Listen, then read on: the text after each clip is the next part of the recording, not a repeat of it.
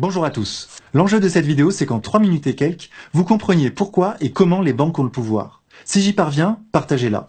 Qui crée la monnaie que nous échangeons tous les jours? C'est une question fondamentale. Qui que vous soyez, vous dépendez d'elle pour vous vêtir, vous nourrir, vous loger. Nous dépendons tous de la monnaie et pourtant certains ont le pouvoir de la créer.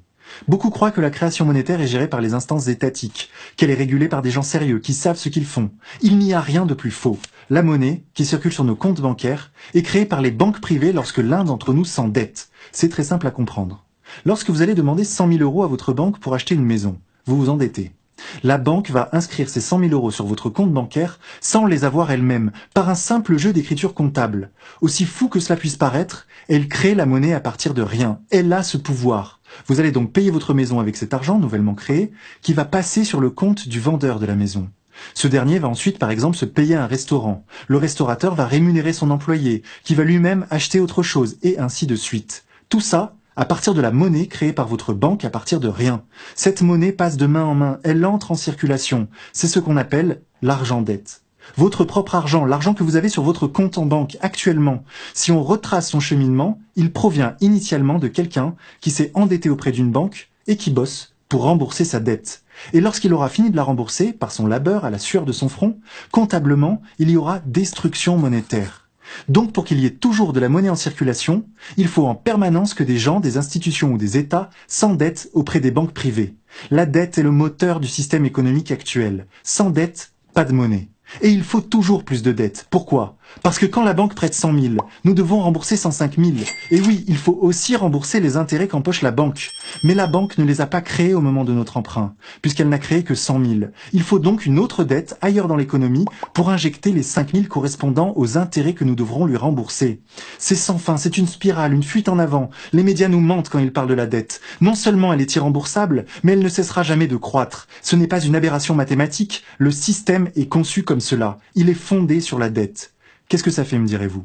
Mais c'est très grave que les choses fonctionnent ainsi. Car au fond, une dette, c'est quoi? C'est un rapport de subordination.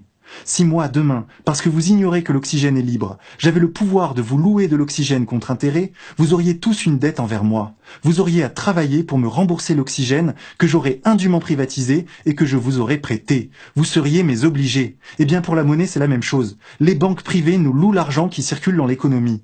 Nous travaillons toute notre vie à leur rembourser ce service qu'elles nous rendent. Tout ça à cause de notre ignorance à tous et de la confiance que nous plaçons naïvement dans ce système. Parce qu'on nous a fait croire que l'économie c'est compliqué et que ça ne regardait que les spécialistes, nous avons laissé aux banques privées le pouvoir incommensurable de créer la monnaie dont nous avons tous besoin et qui devrait être un bien public, régulé par des instances démocratiques, voire même créé de façon totalement décentralisée. Voilà pourquoi nous sommes pieds et poings liés au système financier.